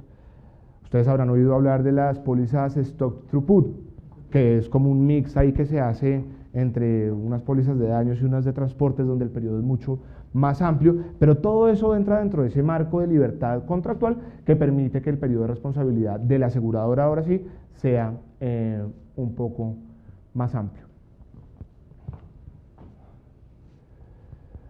Frente a la nave, cuando la nave y la mercancía de los bienes se expone al riesgo marítimo, el flete, desde el momento en el que existe riesgo de deuda del flete, esto sucede en la mayoría de los casos cuando el flete es pospago, y la responsabilidad civil cuando inicia la exposición del objeto asegurado. Les mencionaba la desviación. O sea, en principio, el seguro de transporte termina en el momento que se entrega la mercancía en destino, o que se termina el viaje, o que se termina el tiempo de la póliza por viaje, pero hay algunas causales que pueden hacer que el seguro termine, y una de esas es la desviación. Si yo zarpo de puerto distinto al acordado en la póliza, mi contrato se va a terminar. Por lo mismo si zarpo a puerto distinto. Si durante el trayecto me desvío y voy a un lugar diferente por un tema de asunción del riesgo, vamos a tener que el contrato puede terminar si no tengo la autorización de la aseguradora. Hay algunos casos que son excusables, por ejemplo, casos donde hay algún riesgo que me autoriza a hacer esa desviación, cuando se escapa del control del asegurado, un huracán que me haga cambiar de ruta, cuando lo haga para cumplir una garantía del seguro. Si ustedes miran, digamos, dentro de las garantías implícitas que vamos a ver a continuación, está la garantía de neutralidad. Entonces, si la mercancía que yo estoy transportando está en un buque de bandera de Estados Unidos y dentro de su itinerario va para un puerto, no sé, a Venezuela, y Estados Unidos entra en guerra con Venezuela, pues necesariamente para cumplir con esa garantía de neutralidad, pues tendría que desviarse, porque si entra a puerto venezolano, pues está incumpliendo con la garantía, pues que busca evitar poner en riesgo la aventura marítima entrando a un puerto enemigo, y para el salvamento de vidas humanas. Los riesgos que cubre son los riesgos del transporte, según el 1120, inclusive los causados por dolo o por culpa grave del capitán o la tripulación. Y también nos hacen referencia a los riesgos marítimos que se cubren por el seguro marítimo. Otra particularidad, si ustedes se acuerdan de la definición del riesgo, cuando uno lee la definición del riesgo le dicen a uno que la incertidumbre subjetiva no es asegurable. La incertidumbre subjetiva es lo más parecido al riesgo putativo que van a encontrar ustedes en el artículo 1706 del seguro marítimo. Y es ese asegurar la aventura marítima cuando yo no conozco cuál es el estado de la misma. Eso tiene un antecedente histórico. Hasta hace no muchas décadas, cuando un buque zarpaba, pues nadie sabía cuál había sido el destino de la aventura hasta que no regresaban. Entonces se permitía asegurar esa aventura sin conocer el estado real. Hoy en día, pues esa exclusión, esa norma no tiene mayor aplicación porque exige que no exista posibilidad real de conocer el estado de la aventura. Y yo no sé si ustedes han hecho el ejercicio, pero hay páginas como, se me acabó de olvidar, creo que se llama Nautilus, hay una página, y bueno, hay varias páginas donde uno pone el nombre de la nave o la matrícula de la nave y con diferencia de segundos y de metros le muestra a uno dónde está la nave. Las pólizas pueden ser por tiempo o pueden ser por viaje, dependiendo de cómo esté configuradas, pues vamos a tener ahí también conexión con las pólizas automáticas y específicas. Las pólizas por viaje, pues las que me cubren solo de un punto A a un punto B, pues se pueden limitar a cierto tiempo. Yo puedo tener una póliza por viaje que me dice es por viaje, pero no se puede demorar más de tanto tiempo. Lo mismo pasa con las de tiempo. Tiene una póliza por tiempo, pero termina cuando usted llegue al puerto X, al aeropuerto X. Adicionalmente, el valor asegurado puede ser convenido por las partes, pero hay que manifestarlo expresamente en el contrato.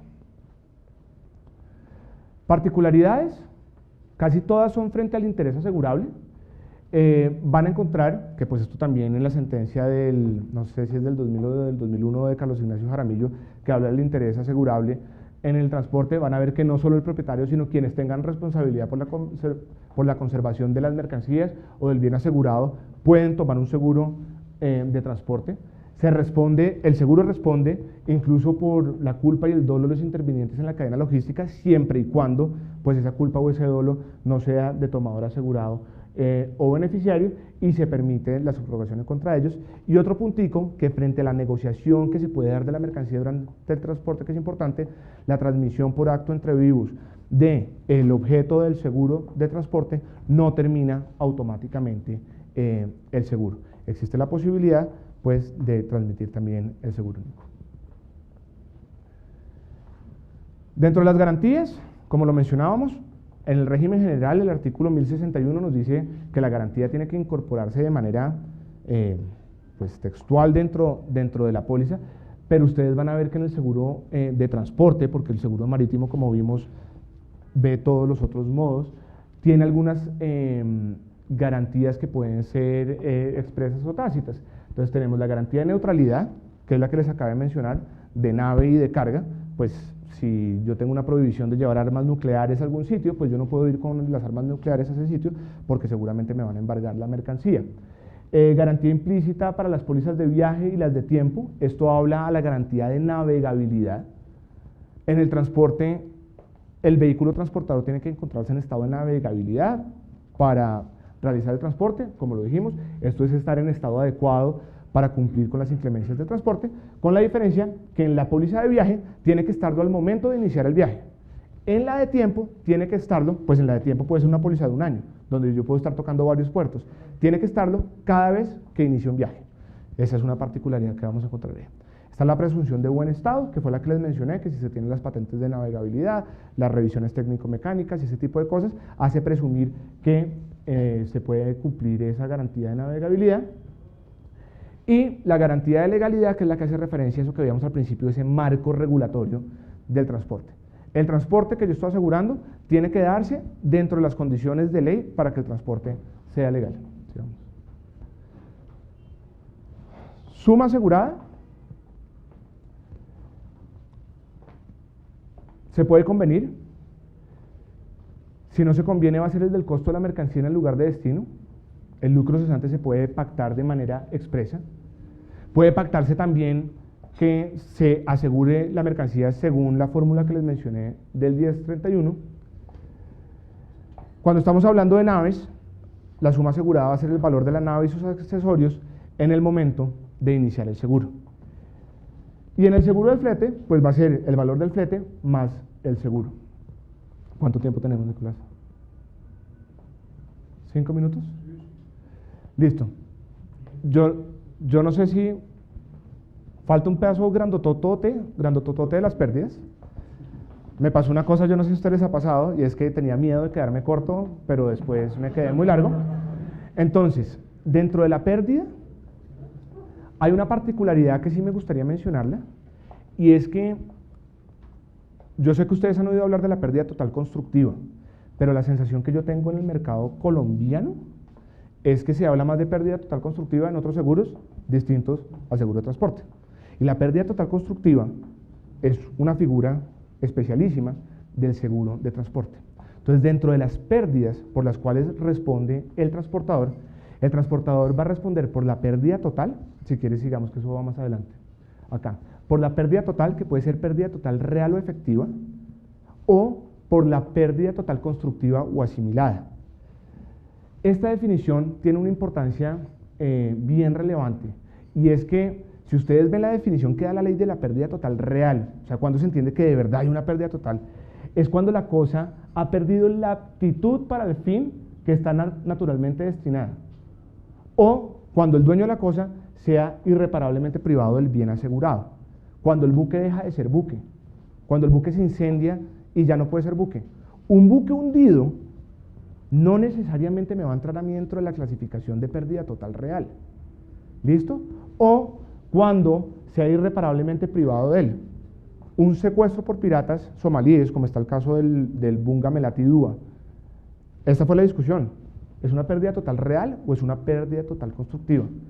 En ese caso, por ejemplo, se dijo que era constructiva porque se pagó un rescate y devolvieron el buque, cosa que aquí en Colombia no hubiera podido pasar, porque aquí en Colombia el Estatuto Antisecuestro nos prohíbe pagar rescates para que nos devuelvan cosas. Entonces, la conclusión en nuestra jurisdicción hubiera sido bien distinta. Entonces, cuando no se cumplen estas características para que me paguen la pérdida como una pérdida total, tendré que avisarle a la aseguradora que le voy a dar trato a mi pérdida como una pérdida total asimilada o constructiva. Eso lo hago presentándole un aviso de abandono por escrito, donde le manifiesto mi intención irrevocable de abandonar el bien a favor de él, pues para que le dé trato de pérdida total constructiva. Eso tengo que hacerlo dentro de los 30 días, después de que conozco que se cumplen estas características, que parezca inevitable la pérdida total real, o que los gastos en los que tengo que incurrir para recuperar la cosa van a hacer que la cosa, una vez se haya recuperado, cueste más que lo que costaba, o sea, que me toque incurrir más en gastos que lo que me va a costar la cosa al final. Si yo presento ese aviso de abandono, voy a tener varias consecuencias. La primera es que interrumpo términos de prescripción. La segunda es que le aviso a mi asegurador que le estoy dando trato de pérdida total. Si no lo presento, mi pérdida solo va a poder ser tratada como una pérdida parcial. Y eso pues tiene un montón de implicaciones. El asegurador puede aceptar o no, y ojo si trabajan en aseguradoras, puede aceptar o no ese aviso de abandono. Y esa aceptación puede ser expresa o puede ser tácita.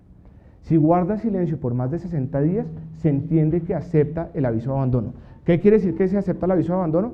Primero, que se acepta el reclamo, se acepta que hay cobertura. Segundo, se acepta que hay cobertura por pérdida total y dependiendo del caso, se podría aceptar la cesión de la cosa. Con la pérdida total constructiva y el aviso de abandono hay dos efectos, que en la ley colombiana, a mi parecer, quedó mal implementado. Este capítulo de nosotros del seguro de transporte marítimo es también una copia del Marine Insurance Act del 1906. Y aquí dicen que la consecuencia de esa aceptación del aviso de abandono va a ser la subrogación. Pero, a mi parecer, no cayeron en cuenta que la norma originaria hace una diferencia entre la cesión y la subrogación, porque se puede ceder la cosa, con lo cual se le transmite en su totalidad los derechos y las obligaciones a la aseguradora sobre el bien, lo que quiere decir, por ejemplo, que la aseguradora estaría obligada a levantar el naufragio, a incurrir los gastos que esto implica, a incurrir en gastos de polución, etc. Mientras que en la subrogación, bueno, la cesión que podría aceptar o no aceptar, mientras que en la subrogación, que se aplicaría por el Ministerio de la Ley, pues tendría derecho a subrogarse hasta el importe de lo pagado. Si paga la aseguradora y si existe un tercero que causó la pérdida, se subroga, pues como ustedes lo saben, a partir del 1096, y voy a pasar a la última diapositiva para mencionarles más adelante, aquí, hay unos puntos que hay que tener en cuenta cuando uno tiene un siniestro de transporte. Cuando el siniestro de transporte es chiquito, pues hay algunos de estos que no valen, pero cuando es un seguro de transporte que incluye harta platica, de pronto esto sí es importante. Lo primero es que se debe intentar conseguir, una vez ya tuve el siniestro y voy a tener que pagar. ¿Qué quiero buscar yo? Tener una garantía del transportador. Frente a eso, cobra relevancia para la aseguradora la posibilidad de arrestar un buque, de pedirle a la autoridad marítima que no deje zarpar al buque hasta que no me den una garantía que me permita tener un respaldo para lo que le voy a cobrar. Esa garantía puede ser en lo que se conoce en el mercado como un LOU o puede ser una garantía bancaria. Puedo arrestar naves hermanas. Si se me fue el buque, cuando llegue otro, dentro de las características que tiene la decisión 487, lo podría hacer. Puse esto para que ustedes sean los que saquen conclusiones. Yo no sé si dentro de las medidas cautelares innominadas la posibilidad de un arresto de buque yo lo pueda hacer con otros vehículos, no sé. Establecer qué seguro de responsabilidad, ahí entran los famosos P&I, las aseguradoras de responsabilidad del buque. Frente a los P&I no hay acción directa, pero pues al fin de cuentas son los que van a responder. Evitar la prescripción, ya vimos los términos. Quiero mencionarles el artículo 94, yo sé que es controversial a morir, del Código General del Proceso, pues porque como que en todos los sitios conversatorios que uno va, como que uno nunca sabe si cómo funciona o no funciona, pero pues algunos lo tratamos como como lo dice la norma, el requerimiento escrito que se le hace el acreedor al deudor y que interrumpe por una vez. ¿Qué pasa con esto? Como uno se subroga en la posición del asegurado, si el asegurado ya le reclamó al transportador, pues ya se agotó esa posibilidad. Ese es el tipo de cosas que tocaría mirar.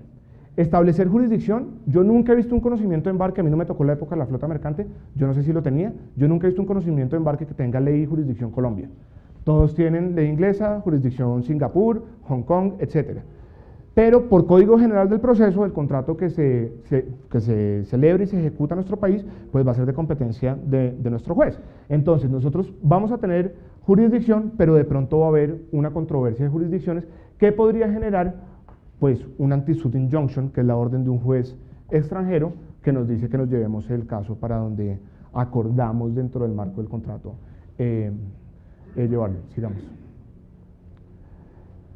Este punto es importantísimo, identificar quién es el transportador. Muchísimos casos que uno tiene de subrogaciones se pierden porque uno le reclama al que no es.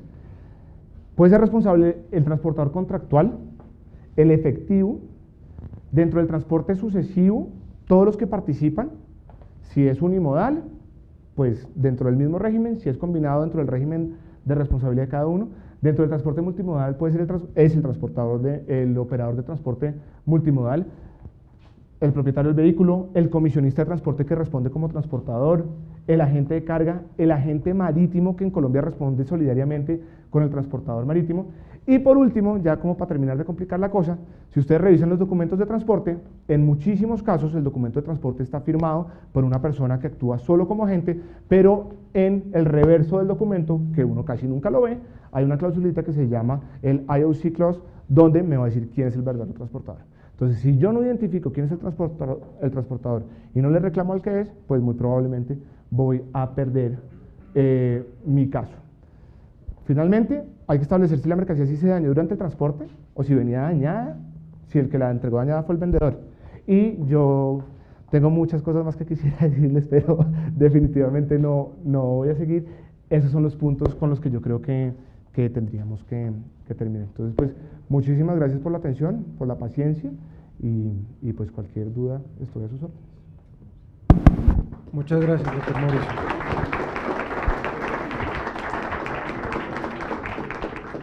Vamos a abrir el espacio para preguntas. Yo le voy a formular dos. Yo empecé a estudiar el seguro de transporte cuando existía la flota mercante gran colombiana, razón por la cual los conflictos que se suscitaban eran entre partes radicadas en Colombia. Los asegurados eran asegurados radicados en Colombia que celebraban contratos de seguro con aseguradoras colombianas regidas por el Código de Comercio. Y a su turno los contratos de transporte marítimo los celebraban con la flota mercante gran colombiana, por lo tanto eran ambos contratos regidos por la ley colombiana, Código de Comercio, y sometidos a la jurisdicción colombiana. La flota mercante desapareció, entonces quisiera que profundizara un poco más algo que usted ya dijo, porque lo que estamos viendo son contratos de seguro regidos por el Código de Comercio con prescripción 2 años. Es decir, que el destinatario puede reclamarle el último día a la aseguradora y la aseguradora tendrá que pagar, pero se verá enfrentada a una subrogación en un mundo en el cual pues no va a regir el Código de Comercio, porque no hay ninguna transportadora marítima que establezca en sus conocimientos de embarque que se va a regir por el Código de Comercio, por la ley colombiana y por los jueces colombianos. ¿Cómo es ese mercado hoy en día, como mercado? La respuesta frente a eso es que cuando salió la flota y empezó a llegar navieras extranjeras, el regulador colombiano dijo, todas esas navieras tienen que tener una persona que los represente en este país. Y esa persona es el famoso agente marítimo. Y ese agente marítimo responde solidariamente por las obligaciones de la naviera. Entonces, cuando uno tiene un siniestro en contra de un transportador marítimo, si no existe la posibilidad de demandar al transportador marítimo en Colombia porque no esté radicado en Colombia, uno sí tiene la posibilidad de demandar al agente marítimo. Entonces, digamos que listo, al transporte marítimo, pero ahí es donde la cosa va cambiando. Entonces, dentro del marco de la libertad contractual, va a haber un montón de cosas que metimos dentro del contrato que en la ley colombiana no nos van a aplicar. Y le voy a decir por qué. Porque un contrato de transporte que se contrató en Colombia o que se ejecutó en Colombia, con la entrega de la mercancía acá, pues nuestros jueces van a tener competencia para llevar ese caso. Y si yo atraigo jurisdicción de esa forma, diciéndole, señor juez colombiano, me entregaron la mercancía en Cartagena y estaba dañada, usted es competente, entonces venga y demando acá. Todas estas normas que vimos del Código de Comercio, que muchísimas de esas son imperativas, pues van a prevalecer frente a lo que quedó en el contrato, que van a ser convenciones. Un ejemplo de eso es lo que les decía de las cláusulas de exoneración de responsabilidad. Los BLs suelen tener cláusulas de exoneración de responsabilidad cuando uno se sale del régimen del periodo de responsabilidad de la Convención de la Haya o de la Haya-Visby, que es muy claro como todos los pasos que hay que cumplir. Si no se cumplen los pasos, no me rijo por Haya o Haya-Visby, sino me rijo por el contrato. Y tiene causales de exoneración de responsabilidad muy amplias. Por ejemplo, esas causales de exoneración de responsabilidad, si yo tengo mi caso acá en Colombia, pues se van a entender como no escritas porque solo me aplican las de acá. Y todo ese tipo de normas que por norma imperativa, por norma de orden público, me van a aplicar acá, hacen que eso suceda. ¿Qué es lo que pasa? Y lo he visto en la práctica. Dentro del mundo, pues cuando uno celebra un contrato es para cumplirlo. Si usted cuando celebró un contrato conmigo dijo que cualquier controversia se iba a llevar ante un juez en Singapur bajo ley inglesa, es porque eso fue lo que acordamos. Existe la figura que les menciono del anti-suit injunction. El anti-suit injunction es una medida cautelar por la cual una parte del contrato va donde el juez y le dice, oiga, señor juez, yo tengo un contrato con esta parte allá en Colombia que decía que si teníamos alguna controversia nos íbamos para Singapur y me demandaron en Colombia. Saque una orden para que pare el proceso. Esa orden, por supuesto, no va dirigida al juez, porque el juez colombiano es soberano, pero esa orden me la mandan a mí. Y me dicen, señor, retire esa demanda y váyase para el foro que usted escogió vía contrato. Yo tomaré la decisión si lo aplico o no. Si no lo aplico, pues de pronto se me dañan las vacaciones porque en una de esas que me vaya para Londres me echan mano por desacato a una orden de un juez. Y esos anti-suit injunctions funcionan. Y a partir de eso también termina siendo el tema del forum shopping. Yo no sé si ustedes vieron en el caso de el Río París, el avión de Air France que se cayó.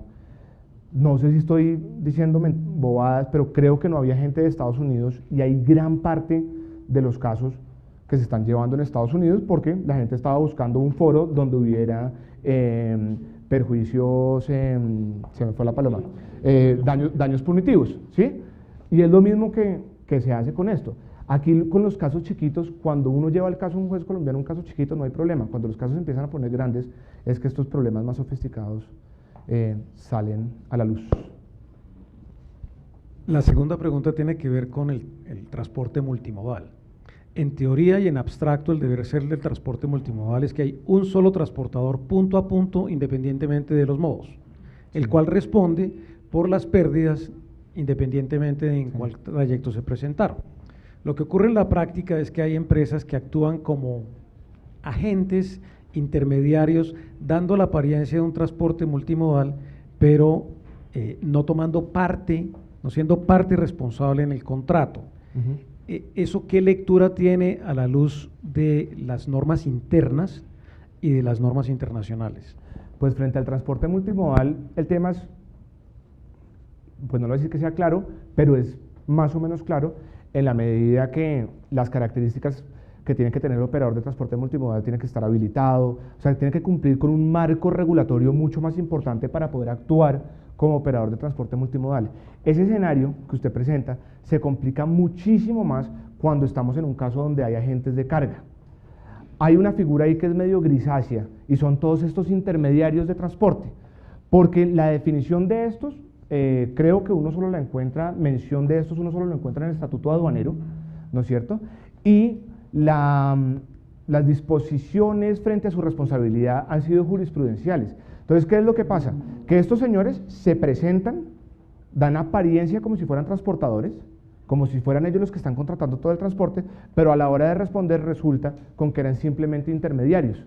Entonces, ese es un problema grandísimo en el que uno se encuentra en la práctica todo el día y en realidad toca caso por caso, con las pruebas, tratar de demostrar al juez si estaban actuando como transportador, como comisionista de transporte o si en realidad eran eran meros intermediarios. Dependiendo del sombrero que estos señores tengan, pues así va a ser la responsabilidad. La del transportador, como la que vimos acá, la del comisionista de transporte va a ser la misma del transportador, y si es intermediario, pues simplemente va a tener esa obligación de medio de contactar a las dos partes para la ejecución del transporte.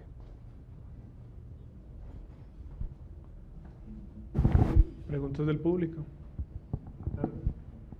Primero. Tal vez un aspecto interesante que ha sido ocasionalmente tratado por la jurisprudencia, pero no conozco pronunciamientos recientes, es la práctica de los transportadores de ser tomadores de los seguros, muchas veces sin indicar como beneficiario a los propietarios de las mercancías. ¿Qué ha dicho recientemente la jurisprudencia sobre la legitimidad de la acción de los dueños de la mercancía frente al asegurador? Pues los desarrollos grandes que ha tenido ese punto desde la perspectiva jurisprudencial es la sentencia que mencionaba de Carlos Ignacio Jaramillo. Digamos que ese es como un punto de partida, pero adicionalmente si usted mira la ley de manera expresa, pues el artículo, no me acuerdo cuál es el artículo, pero establece que tiene interés asegurable cualquier persona que tenga responsabilidad sobre la mercancía.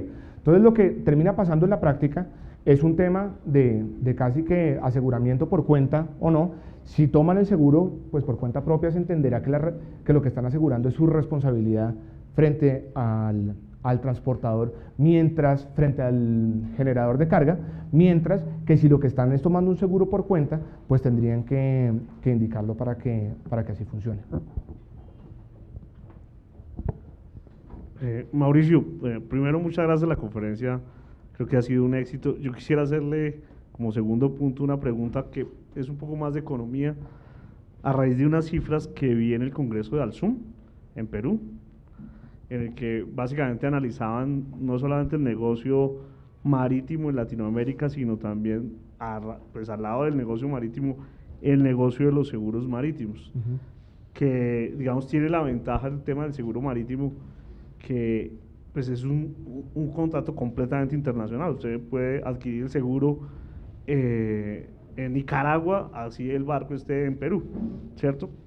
Entonces, en ese congreso, para ambientar la pregunta, más o menos por encima, digamos, de Colombia estaba Brasil, estaba México, tal vez Panamá, y por debajo nuestro estaba Perú, en tema de cifras, inclusive me sorprendió Chile, Argentina.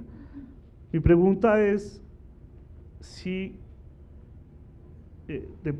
porque usted es experto en el tema, ¿qué temas jurídicos pueden ser una barrera para que ese mercado de seguros se disminuya o crezca, que sería lo ideal, de acuerdo a tu experiencia? Hay un montón. Yo creo que el ejemplo más claro que puedo dar de eso, no sé si alguno haya tenido la posibilidad de conocerlo, fue la discusión que desde hace muchos años se viene dando respecto a los clubes de P&I, que son las aseguradoras de responsabilidad civil. Uno mira, hay conceptos de la superintendencia, no sé si eso recientemente haya cambiado, pero donde dicen inclusive que los P&I no son aseguradoras, donde todo el mundo está clarísimo que los clubes de P&I son aseguradoras. Hace 15 años el TT Club, que pues es el club que cubre terminales más grandes del mundo, tenía sede en Colombia y por temas regulatorios se salieron. No sé si hay alguien de la Super, pero radicar un club en el Reacodex, porque se lo piden a uno para que puedan venir a operar acá, es un gallo. O sea, usted puede durar años tratando entonces todo ese tipo de barreras reglamentarias yo creo que son complicadas. Y también el movimiento de la economía. Si usted mira, que inclusive eso se ve en nuestras normas el 90% nos hablan de carga. Usted va a países de pronto con economías distintas y el 90% de las normas le hablan es de casco, porque son flotas navieras más grandes. Entonces, dependiendo de para dónde va la economía, eso influye mucho. Carvajal, de acuerdo con eso último que usted acaba de decir, y a la investigación que pronto que usted conoce que hicimos ahí que hice en la Universidad Javeriana y posteriormente se envió a la MAFRE, coincidíamos también con el doctor Juan Guillermo Hincapié en su exposición del año pasado en Fase Colda, que las normas del capítulo de seguro marítimo en conceptos están totalmente desligadas de la realidad en cuanto al mercado de seguro marítimo, toda vez que el código lo toma como un solo seguro, cuando a nivel internacional la práctica indica que tenemos el seguro de casco y maquinaria, el seguro de P&I, el seguro de transporte de mercancías y el seguro del flete. Y de esta manera también están regulados sus cláusulas por aparte, de acuerdo a las cláusulas del ILU o el Institute Cargo Clause. Entonces, si usted está de acuerdo con eso o considera más, acercándose a la doctrina española reciente, que sí se puede hablar de un solo seguro marítimo y se debe analizar de acuerdo a los riesgos cubiertos como está en el código, no sé. Pues a mí me gusta pensar esto, yo no sé si me volví loco, pero a mí me gusta pensar que el seguro marítimo y de pronto que se extendiera a los otros seguros, el que sirve es el que le sirva a las partes. Y yo sí creo, y lo que voy a decir con esto, es que la regulación que hay en Colombia para el seguro marítimo y el seguro de transporte es absolutamente permisiva para esa libertad contractual de poder. Hay muy pocas normas imperativas dentro de ese capítulo. Entonces, si bien hay una cantidad de normas que aplican, que me van a servir como unos lineamientos, pues también tengo la posibilidad, como usted lo acaba de decir que nada de lo que les acabo de decir acá me gusta, sino a mí me gustan las cláusulas de carga del instituto. En las cláusulas de carga del instituto, cuándo empieza el riesgo es distinto, cuándo termina el riesgo es distinto, qué voy a indemnizar es distinto, todo es distinto. Entonces, yo sí creo que eso hace que cambie. Y volviendo a la pregunta anterior, yo creo que una de las cosas también que decía que era un tema de regulación, pero también de normas de estas, el 1031 de verdad es que no tiene razón de ser porque nosotros queremos tener una norma distinta a la del resto del mundo. Entonces, cuando usted le dice a un transportador, oiga, es que si usted va a Colombia, de pronto a usted le toca responder por el 80%, pues yo de pronto no quiero ir a Colombia, ¿sí? Entonces hay un montón de normas que yo nunca he entendido por qué ese afán de ser distintos. Eso ya está, eso está inventado. ¿Sí? ¿Alguna otra pregunta del público? No, es que le quiero contar el origen del 1031. Uy. Y bueno, y si alguien de acá, no, Uy. me disculpan, es mi opinión. Viene la réplica, eso suena a cargo de conciencia. El origen de ese artículo es el decreto ley 01 del 90. Antes de la Constitución del 91 era viable reformar códigos vía facultades extraordinarias. En la época, a finales de los 80, los transportadores tenían una queja, sobre todo transportadores terrestres que tienen una fuerza política muy importante en el país, porque en época de elecciones son factor crítico de éxito en llegar al cuociente electoral y sacar la curul, ¿sí?